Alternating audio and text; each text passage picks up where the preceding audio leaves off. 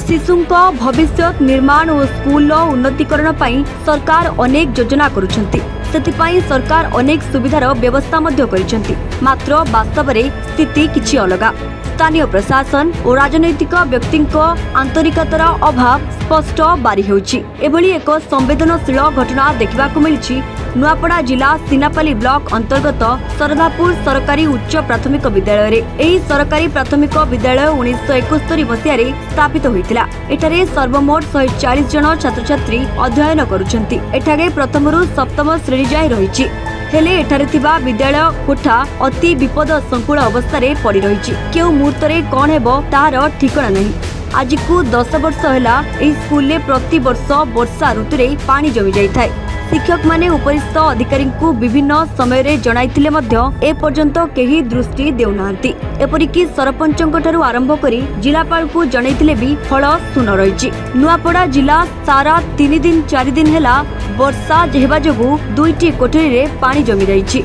सबठारु बड़ कथा हैला विद्यालय ना रे कोनोसी जमी पट्टा नथिबारु यार बाउंड्री होई नाही किबा गेट मध्य नाही, जहा फल विभिन्न समस्या देखा देइछि।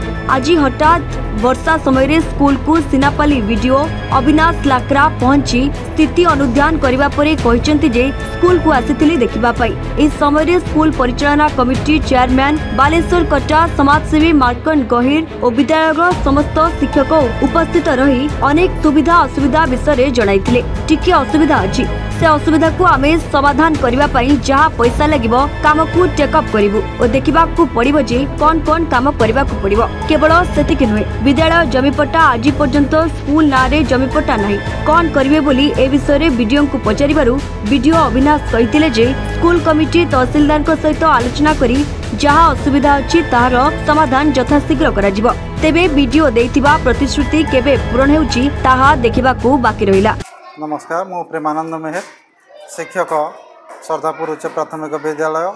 मुठारे 10 वर्ष है शिक्षादान कर आसुची एवं देखुची जे प्रति वर्ष वर्षा ऋतु आम विद्यालय कोठरी मानक पानी पशि जाऊँगी। एपरिकी आउ 2टी कोठरी ऊपर चटाण खसुथिबारु आम से 2टी कोठरी बसवा साहस करूना।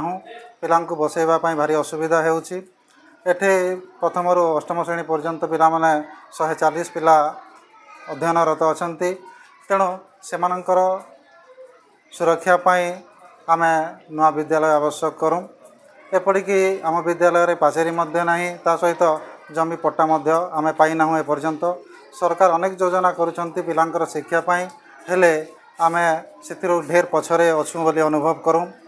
पाखरे आमर विजु एक्सप्रेस वे अच्छी। आम विद्यालय को 10 मीटर छाड़ी प्रतिदिन दुर्घटना घटुथिबार आमे देखुछुं एवं लोक माने मृत्युवरण करछंती।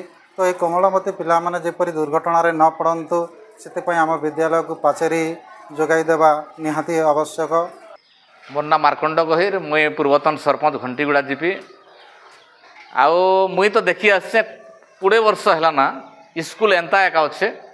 प्रशासन के जड़े जड़े कर हारी गल बोल जेन मैंने चेयरमैन रोचन से मन के भी पचरासी केन्ता रे बाबू तुम स्कूल बाड़ा है नहीं कि स्कूल जगह भी नेना तुम क्या करूच तुम जनाऊच कि नहीं बोले आम जड़े जड़े हारी गलु समस्त के लिखुचु। तो आमर कथा के कर्णगोचर नहीं करा बोल कहन। मुई तो देखुचे प्रकृति आमर गाँव लोक मैंने आम ई जेन नर्सरी गोटे अच्छे सेंट्रल नर्सरी, आमको तो सेंट्रल नर्सरी दरकार नहीं, आमके प्रकृति स्कूल दरकार है। आमर स्कूल जदि थिबा बेले आमर पिला छुआ पाठ साठ पढ़ी आज शिशु कालीन नेता बोलिकी सरकार नारा भी दिया जाऊे विभिन्न प्रकार आपणकर अगस्ट 15 विभिन्न प्रकार जेन हेसी आमर पर्वपर्वाणी माने से पर्वपर्वाणी मुझे शुणुचे। तो आज शिशु कालीन नेता बोलिकी गाँव में कही कही बुलूचन, किंतु आज आमर गाँव में पढ़वा लगे स्कूल गोटे भी नहीं, स्कूल जगह भी नहीं। भूल प्रकृति प्रशासन भूल रहा। प्रकृति मास्टर मन भी पचरूचे मुझे से भी आम लिखि लिख कर दौर पेपर दस्तर बाहरी बोली कहन। आमर स्कूल एंता परिस्थिति अच्छे, पेन पादरुचे प्रत्येक वर्ष आम जनाऊँ वीडियो के जनाऊँ समस्त के जनाऊँ आमर कथा के कर्णगोचर नहीं करवार बोलिक कहन। तार मुई भी एवं देखुचे प्रकृति आमको स्कूल दरकार। आमको सरकार जदि एवं नर्सरी करवाई 10 एकर के 15 एकर जगह देछन तो आमर छुआ मन के पढ़वाई एक जगह दे नहीं पारुछन।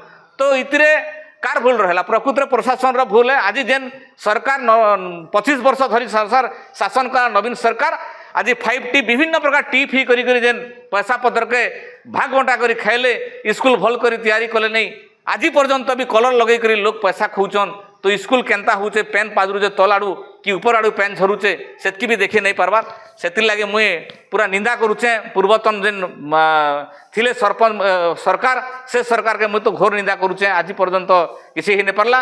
मो नाम है हेमांगिनी गहे मो षष्ठ श्रेणी पढ़े मो ग्राम रो नाम है सरदापुर आम स्कूल रे बहुत असुविधा होउछि आम एमती 3-4 श्रेणी रे एमती पानी आठे आठे पानी भरी जाउछि एवं एमती सब बिछु साप ककड़ा सब किसी सम जाउछि सेति पई आमे बहुत कष्ट रे अछु एवं आमर एमती षष्ठ श्रेणी रे सब माने एमती सब क्लास रो श्रेणी छात्र छात्री माने बसुछंती पूरा बहुत कष्ट रे आमे बसुछु एवं पाठ भी पढ़ी पारु नाही।